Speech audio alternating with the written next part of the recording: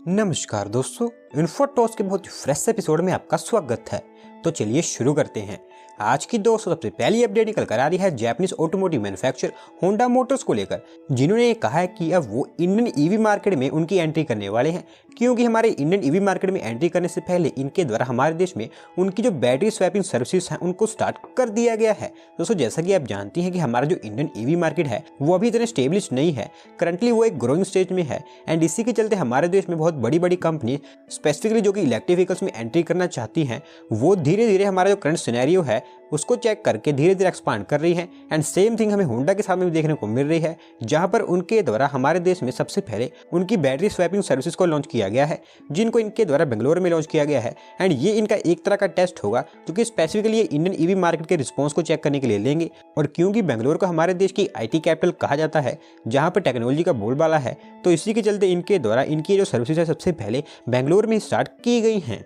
अगली दोस्तों अपडेट निकल कर आ रही है हमारे इंडियन पासपोर्ट को लेकर, जहां पर दोस्तों इस साल हमारा जो इंडियन पासपोर्ट है और उसकी जो रैंकिंग है वो प्रीवियस पीरियड के कंपैरिजन में या फिर प्रीवियस ईयर के कंपैरिजन में इस साल हमें बेहतर होती देखने को मिली है। क्योंकि इस साल यानी कि 2022 में हमारा जो इंडियन पासपोर्ट है उसको 83rd रैंक दिया गया है, जबकि लास्ट ईयर 2021 में हमारा जो पासपोर्ट था वो 90th रैंक पर था। तो दोस्तों अगर आप हमारे इंडियन पासपोर्ट को दूसरी डेवलप कंट्री से कंपेयर करते हैं तो हमारा जो इंडियन पासपोर्ट है वो इतना स्ट्रॉन्ग तो नहीं है, एंड ये उनसे काफ़ी दूर है। और वहीं लास्ट 3-4 सालों में देखा गया है कि हमारा जो इंडियन पासपोर्ट है वो 81 और 82 रैंक पर स्टेबल था, लेकिन साल 2021 में हेनली पासपोर्ट इंडेक्स के द्वारा हमारा जो इंडियन पासपोर्ट था उसको 82 से डाउनग्रेड करके 90 रैंक पर कर दिया गया था। बट अब दोबारा से कई सारे पैरामीटर्स को असेस करते हुए हेनली पासपोर्ट इंडेक्स के द्वारा हमारा जो पासपोर्ट है उसको दोबारा से 83rd रैंक पर लिया दिया गया है। एंड नाउ इसके चलते हमारे जो इंडियन पासपोर्ट होल्डर्स हैं वो विदाउट प्रायर वीज़ा वर्ल्ड की 60 कंट्रीज में ट्रैवल कर सकते हैं, जिसमें ओमान एंड आर्मेनिया ये दोनों कंट्रीज ऐड हुई हैं।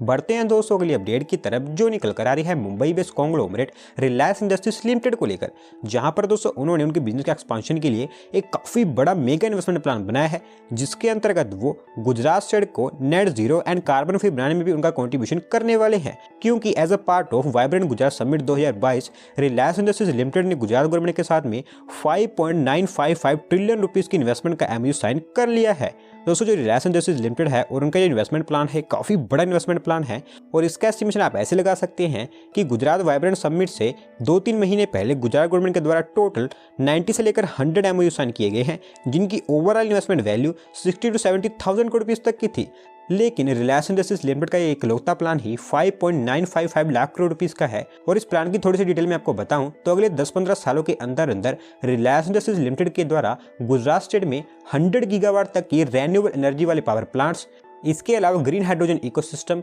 जिसके ऊपर इनके द्वारा 5 लाख करोड़ रुपीस तक की इन्वेस्टमेंट की जाएगी, 60,000 करोड़ रुपीस की इन्वेस्टमेंट के साथ में सोलर प्रोडक्ट्स की मैन्युफैक्चरिंग, 25,000 करोड़ रुपीस की इन्वेस्टमेंट के साथ में गुजरात में इनके जो एग्जिस्टिंग प्रोजेक्ट्स हैं उनका एक्सपांशन, 7,500 करोड़ रुपीस जियो के 5G नेटवर्क पर, and 3,000 crore rupees Reliance retail पर इनके द्वारा आने वाले समय में गुजरात स्टेट में इन्वेस्ट किए जाएंगे, जो कि गुजरात स्टेट की GDP को काफ़ी बड़ा बूस्ट प्रोवाइड करेंगे।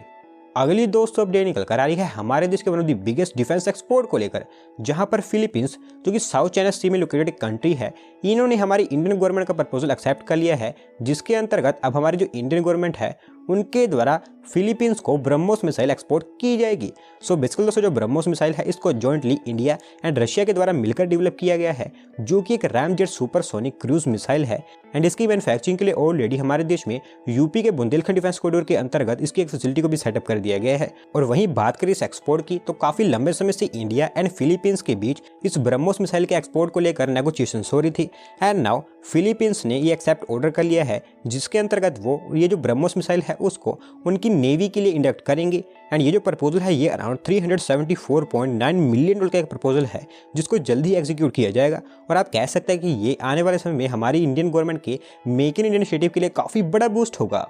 अगली दोस्तों अपडेट निकल कर आ रही है वेस्ट बंगाल की कैपिटल कोलकाता से, जहां पर वेस्ट बंगाल ट्रांसपोर्ट कॉर्पोरेशन के द्वारा कहा गया है कि कोलकाता सिटी में जो कोलकाता की ट्रैम्स हैं जो कि इस समय डिफंक्ट एंड क्लोज हो चुकी हैं, उनके रूट्स को अब वो दोबारा से रिवाइव करेंगे, क्योंकि यहाँ पर अब उनके द्वारा जो ट्रॉली बसेस हैं उनको इंट्रोड्यूस किया जाएगा। तो दोस्तों कोलकाता हमारे देश की वन एंड ओनली सिटी है जहां पर करंटली ट्राम्स ऑपरेशनल है, लेकिन स्लोली यहां पर इसकी जो राइडरशिप है वो कम होती चली जा रही है। एंड जैसे जैसे इसकी राइडरशिप कम होती चली जा रही है वैसे वैसे यहाँ पर जो ट्राम्स ऑपरेट होती हैं उनके नंबर्स भी डिक्रीज होते जा रहे हैं। लेकिन यहाँ पर बहुत सारे ऑलरेडी ट्रैक्स ऐसे हैं जो कि पहले से ही बंद पड़े हैं। एंड नाउ यहाँ पर जो वेस्ट बंगाल ट्रांसपोर्ट कॉर्पोरेशन है उनका ट्रॉली बसेस को इंट्रोड्यूस करने का प्लान है, क्योंकि जो ट्रॉली बसेस होती हैं वो रबर टायर बसेस होती हैं एंड इनको ऑपरेट करने के लिए जो ओवरहेड वायर्स है वहाँ से इलेक्ट्रिसिटी की जरूरत होती है, जो कि इजीली कोलकाता ट्राम के जो ट्रैक्स हैं उन पर ऑपरेट हो सकती हैं। और वहीं जो वेस्ट बंगाल ट्रांसपोर्ट कॉर्पोरेशन है उनके द्वारा डिसाइड किया गया है कि वो इस न्यू प्लान को एक गो देंगे,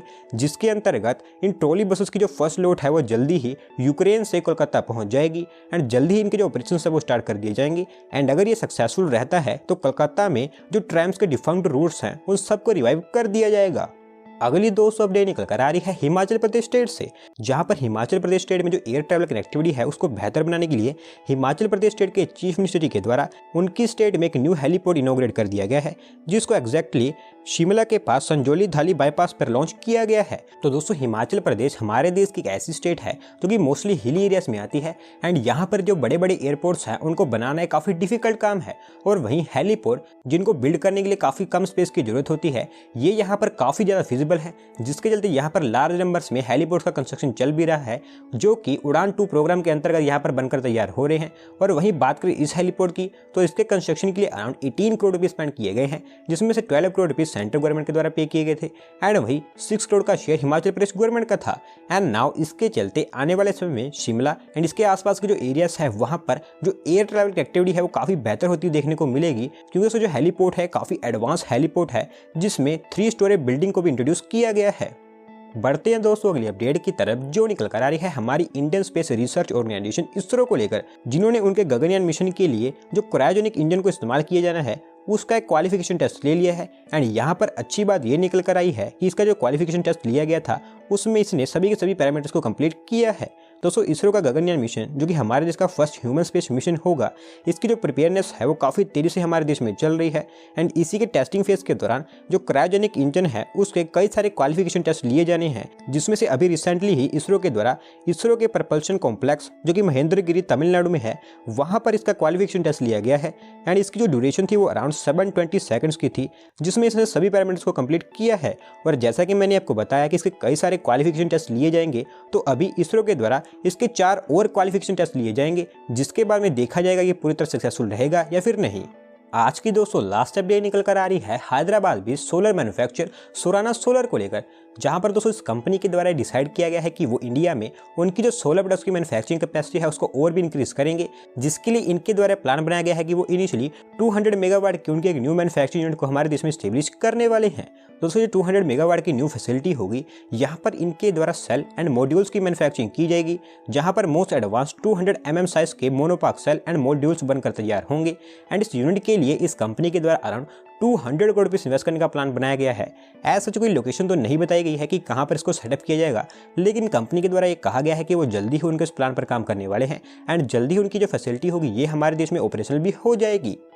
तो दोस्तों आज की वीडियो में बस इतना ही। अगर आप अपनी तरफ से कोई अपडेट सबमिट करना चाहते हैं तो डिस्क्रिप्शन में दी गई लिंक पर क्लिक करके सबमिट कर सकते हैं। और अगर आज की वीडियो पसंद आई हो तो वीडियो को लाइक करें, चैनल को सब्सक्राइब करें। धन्यवाद आपका वीडियो को देखने के लिए।